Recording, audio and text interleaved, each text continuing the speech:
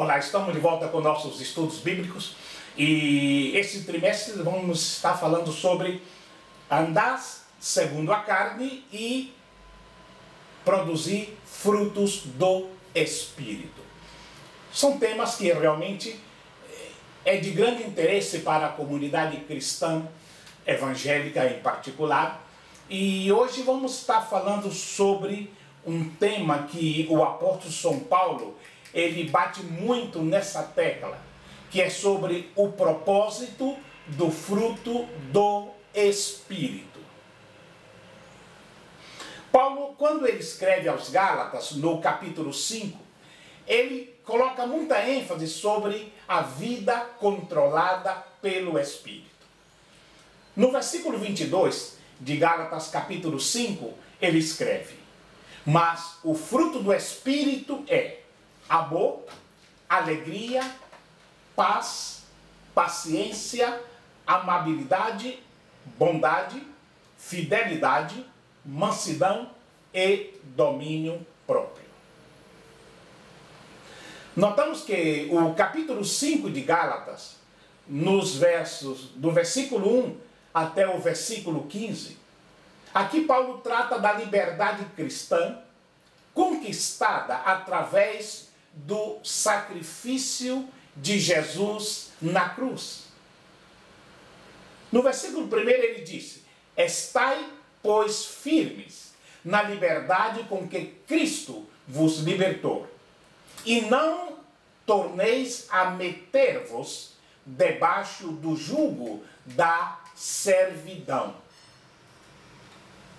Então, o que entendemos é que vida conduzida pelo Espírito Santo dá lugar à obra do Espírito. Todos nós, os cristãos, precisamos depender totalmente de Deus, porque é Ele quem opera a sua obra em nós. As pessoas que têm a mente controlada pela natureza humana acabarão morrendo espiritualmente, mas os que têm a mente controlada pelo Espírito de Deus terão a vida eterna e a paz que Deus promete aos seus. Há um texto um pouco extenso, mas vamos citá-lo, que é de Romanos capítulo 8, do versículo 6 ao versículo 9 e do versículo 12 ao versículo 14. Uma versão mais atualizada, mais moderna, diz: portanto, meus irmãos, nós temos uma obrigação, que é a de não vivermos de acordo com a nossa natureza humana. Porque se vocês viverem de acordo com a natureza humana, vocês morrerão espiritualmente. Mas, se pelo Espírito de Deus, vocês matarem as suas ações pecaminosas, vocês viverão espiritualmente. Pois aqueles que são guiados pelo Espírito de Deus são filhos de Deus. Então, a ênfase do apóstolo Paulo é que tenhamos uma vida vivendo sob o controle do Espírito. Notamos aqui que, ao final da apresentação das 3 sessões, acerca das 9 características do fruto do Espírito, o apóstolo Paulo, ele apresenta a temperança. Esta característica nos vai mostrar como o indivíduo pode ser capaz de viver uma vida abençoada e permitir ser completamente controlado pelo Espírito Santo. Quando faz esta escolha, o homem aprende a viver e a experimentar uma vida melhor, ou seja, uma vida com Deus. Como mesmo Paulo escreve em 2 Timóteo, no capítulo 1, no versículo 7. E ao escolher esta vida controlada pelo Espírito, a pessoa começa a controlar os seus desejos e paixões, passando a buscar sempre pureza em todos os seus atos, em todo o seu viver. No primeiro capítulo do livro de Tito, Paulo mostra algumas características naturais do homem sem Deus e também qual deve ser a postura daquele que almeja o episcopado ou o ministério cristão.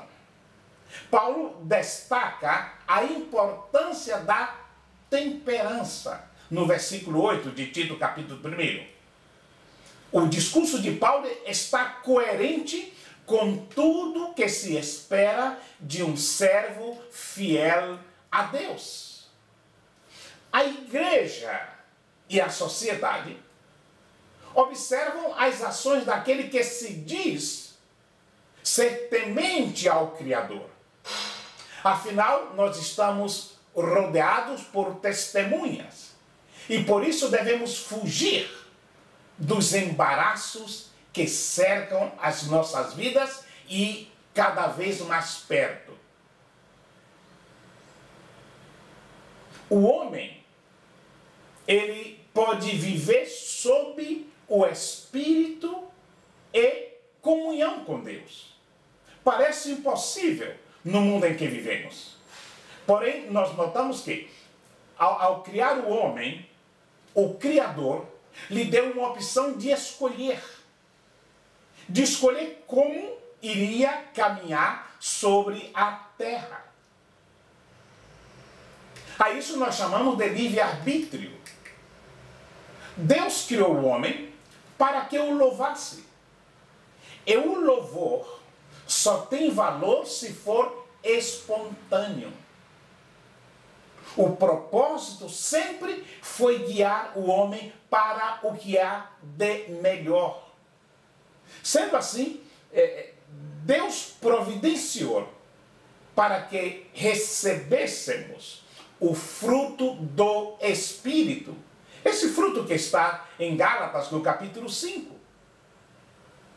Então, ao desenvolver a temperança, o homem passa a viver segundo o padrão divino e em plena comunhão com Deus.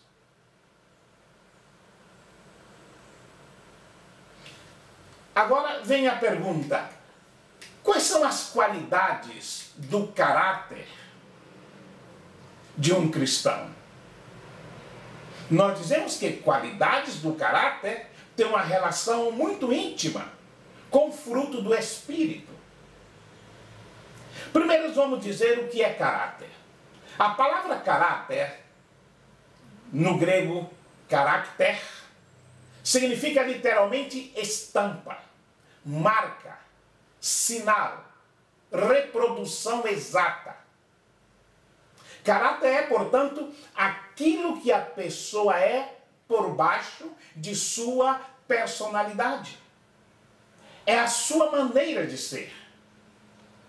Ou seja, o caráter, então, ele é a soma de suas qualidades e defeitos, no que diz respeito à sua vida moral, que são integrados na sua personalidade, o qual vai determinar sua conduta em relação a Deus, a si mesmo e também ao próximo. Ainda, de acordo com o dicionário Aurélio, caráter é a qualidade inerente de uma pessoa que a distingue de outra. É o conjunto de traços particulares, ou seja, o modo de ser de um indivíduo, sua natureza, seu temperamento, o que faz, o que ele é. Aí vem a pergunta: como deve ser o caráter cristão? E o fruto do Espírito? Que tem que ver com o meu jeito de ser, de pensar, de agir, ou seja, com o meu caráter. Porque eu tenho que ser diferente dos não crentes. O caráter é o que formamos, é o que constituímos. Sim, é o que nós vamos formando ao longo de toda a nossa vida. À medida que nos relacionamos com as pessoas e com o meio que nos cerca, aí vamos demonstrando o nosso caráter. É aquilo que aprendemos a ser através do ensino, dos exemplos e daquilo que é aceito socialmente. E, como cristão, o nosso desafio não está somente em sermos pessoas de caráter, mas em imprimirmos estas qualidades na formação da geração subsequente. Fica claro, então, que a responsabilidade é minha. Como cristão, eu tenho uma grande responsabilidade no que diz respeito à geração vindoura. Porque fomos chamados para ser a imagem de Deus.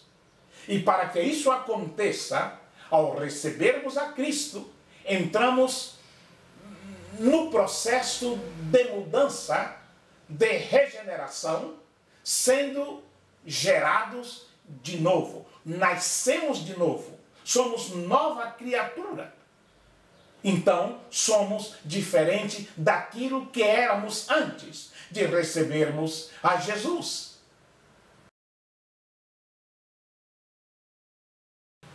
O caráter cristão. Quando dizemos que o caráter do crente deve possuir a marca de Cristo, nós estamos falando que devemos buscar as qualidades que Cristo tinha em sua vida. Quem tem o caráter de Cristo tem amor, tem alegria, tem paz, tem fé, tem paciência, tem domínio próprio, é benigno, é bondoso, é manso. Ou seja, essas qualidades de Gálatas, capítulo 5, versículo 22, são realidades na vida do cristão. Principalmente quando falamos sobre o amor de Deus. O amor é o primeiro elemento indispensável na formação do caráter cristão. O amor teve origem no céu. Deus nos amou de tal maneira que entregou, que deu, que nos presenteou o seu Filho para morrer por nós, como diz João 3,16. A única definição completa de amor vem de Deus. Deus é amor. E Jesus é a personificação desse amor. Não há amor sem Deus. Isso é importante que nós saibamos e que proclamemos.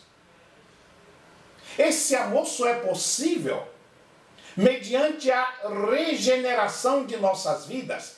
Este é o tipo de amor que o Espírito Santo quer manifestar em nossas vidas quando nos entregamos totalmente a Deus. Uma vida regenerada, uma vida de alguém que nasceu de novo, é uma vida pautada pelo amor de Deus que está em nós. É este amor que nos capacita a amar a obra missionária, os pecadores, a obra de Deus, as crianças da rua, os mendigos, os colegas de trabalho, da escola e a maioria das pessoas com quem convivemos. É justamente esse amor de Deus em nós que nos faz olhá-los de igual para igual, sem fazer distinção de pessoa, sem discriminação. E agora nós que fomos regenerados, ou seja, que nascemos de novo, temos um novo estilo de vida. A salvação é um processo que traz o homem de volta à comunhão com Deus, pois essa salvação retira o pecado do homem, que era o que fazia a separação entre ele e Deus. Como o profeta Isaías, no capítulo 59, versículo 2, nos fala. Esse processo de salvação, que nós chamamos regeneração ou novo nascimento, é uma verdadeira transformação que muda o homem completamente e atinge o homem como um todo, corpo, alma e espírito. Por isso que nós temos o texto de 2 Coríntios, capítulo 5, o versículo 17, diz: assim que, se alguém estar em Cristo, nova criatura é. As coisas velhas já passaram, eis que tudo se fez novo. A transformação radical que alcança uma pessoa que é salva por Jesus foi bem ilustrada pelo próprio Senhor Jesus, que afirmou que quem nele crer passa da morte para a vida, em João 5:24. Passa das trevas para a luz, em João 3:21. Assim sendo, podemos dizer que a salvação necessariamente vem acompanhada de uma mudança de atitude, de uma mudança de hábito, de uma mudança de prática. O homem que alcança a salvação, ele passa a ter um conjunto de qualidades diferente da velha vida. Ele passa a ter um novo conjunto de atitude totalmente contrário à velha vida que ele vivia. A vida do pecado, do erro, da mentira, do engano, da blasfêmia. Tudo isso fica para trás. E esse novo conjunto de ações, que estão de acordo com a vontade de Deus, é o que o apóstolo Paulo denominou de o fruto do Espírito. Aí em Gálatas capítulo 5, no versículo 22, que é um tema que deve apaixonar a toda pessoa que está em Cristo, que nasceu de novo. Porque as pessoas, quando aceitam a Cristo, eles não deixam de ser indivíduos. Eles não perdem a sua individualidade. O caráter muda, mas não o temperamento, que passa a ser controlado pelo Espírito Santo. Então, aqueles que nasceram de novo, aqueles que agora são nova criatura, desfruta e tem prazer de estar testemunhando as virtudes do reino de Deus. Em um dos seus últimos ensinamentos aos seus discípulos, Jesus discorreu sobre a importância da frutificação espiritual, de produzir frutos, em João capítulo 15, do versículo 1 ao versículo 5. Notamos que nesse texto, o mestre fez uma analogia da videira e seus ramos, com ele é o crente. Isso para ensinar que este precisa daquele, a fim de tornar-se semelhante a Cristo. É o Espírito Santo que produz o fruto em nós, a proporção que lhe entregamos à vida, que permitimos que ele seja tudo em nossa vida.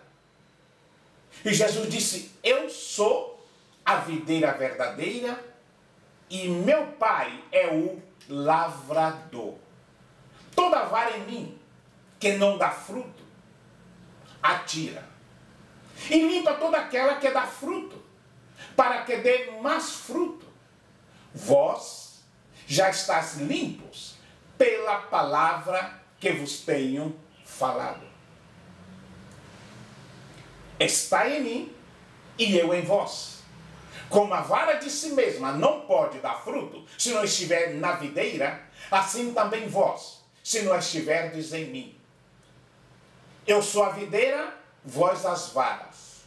Quem está em mim e eu nele, esse dá muito fruto, porque sem mim nada podeis fazer. Você notou que aqui há uma interação? Jesus disse, eu sou a videira e vós as varas. Quem está em mim e eu nele, esse dá muito fruto. E fala sobre o perigo da independência. Sem mim, nada podeis fazer.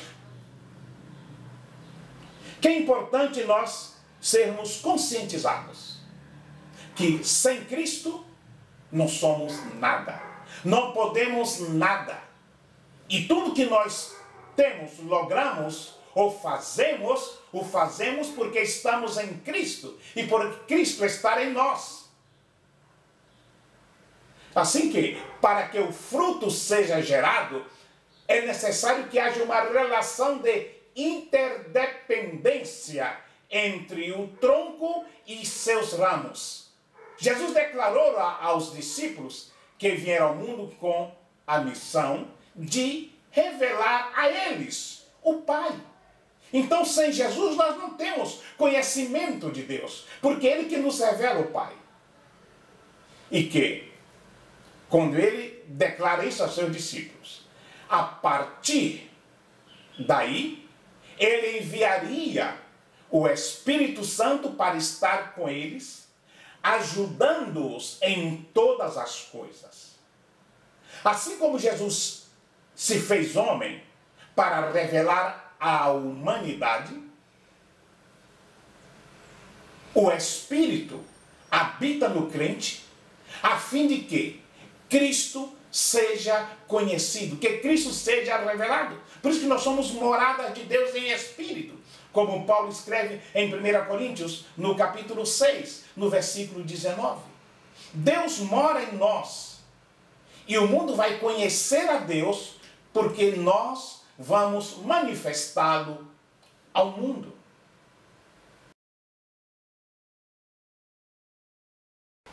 Nós falamos de fruto do Espírito, então temos que falar de uma vida produtiva. Nós notamos que nós somos transformados pelo poder do reino de Deus para sermos agentes transformadores desta sociedade narcisista, hedonista e consumista. Somos desafiados a todo instante a quebrar paradigmas, chamados ao serviço amoroso e solidário no mundo preconceituoso e miserável, ordenados a sermos fecundos numa sociedade estéril.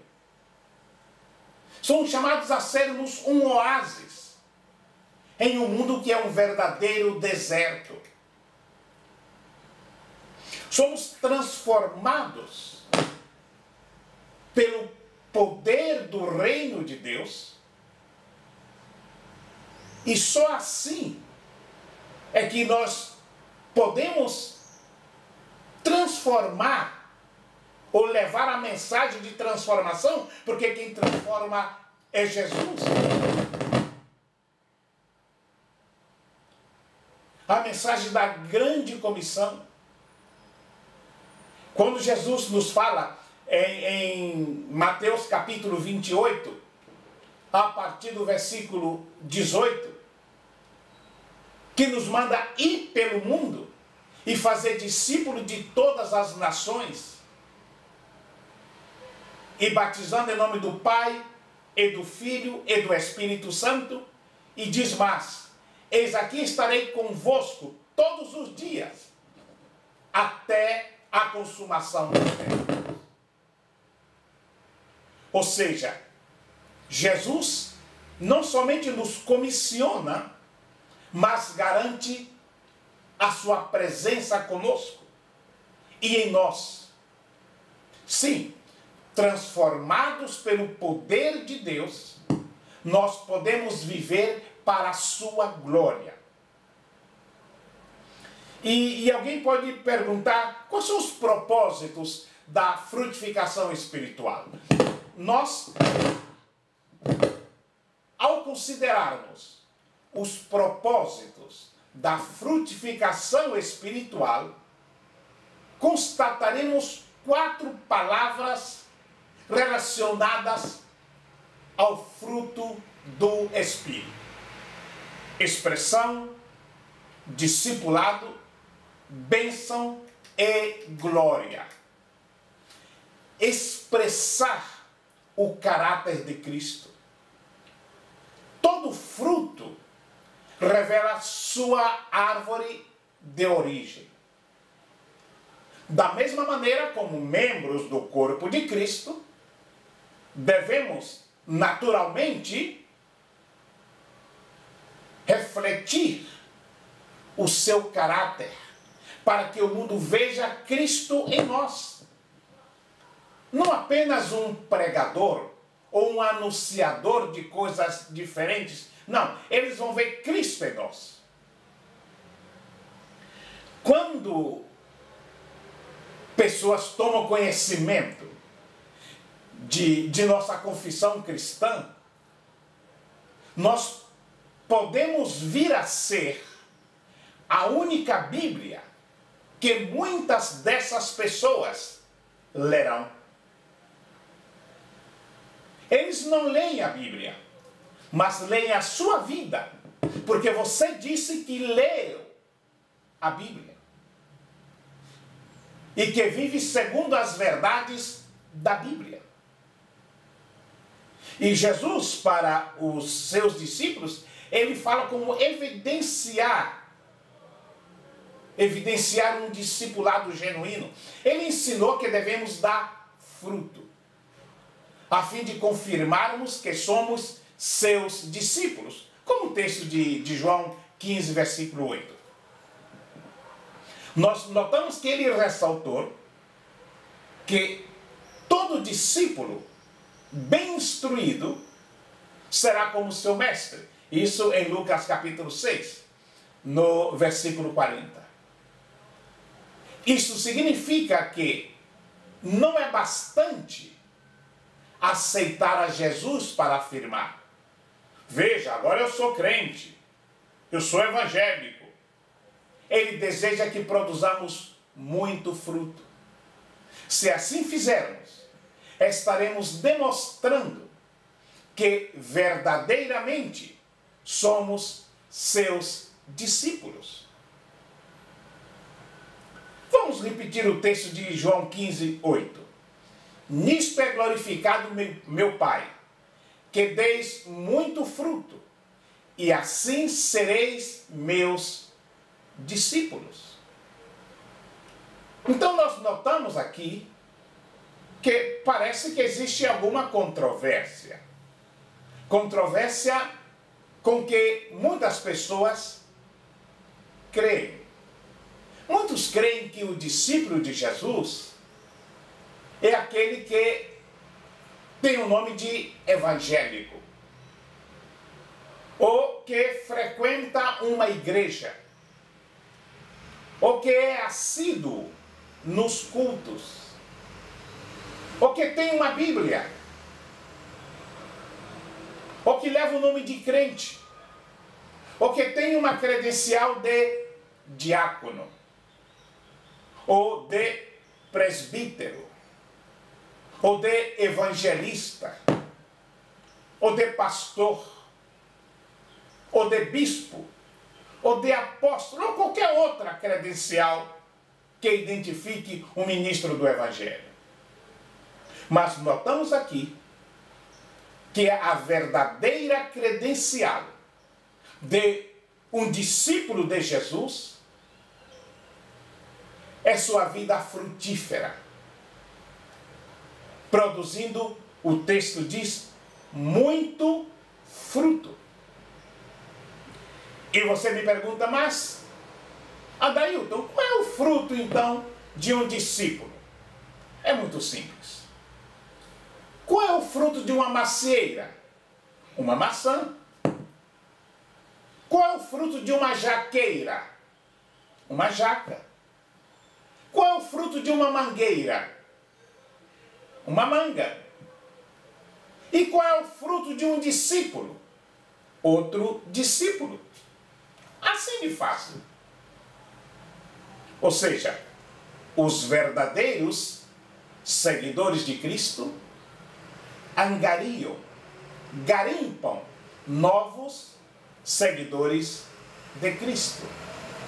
O verdadeiro cristão busca para que outras pessoas, através da pregação do Evangelho, que é o poder de Deus e salvação para todo aquele que crê, venha a ser um seguidor de Cristo.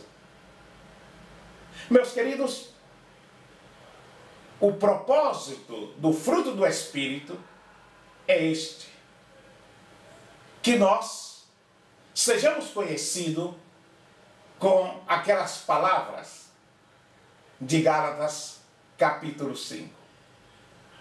Fruto do Espírito. O propósito do fruto do Espírito é manifestar o amor de Deus, a paz de Deus, a bondade de Deus a outras pessoas. E que essas pessoas, através do nosso testemunho, sejam convencidos pelo Espírito Santo do pecado, da justiça e do juízo, e venham a serem transformados, regenerados, nascerem de novo, sendo assim uma nova criatura. Que Deus nos abençoe.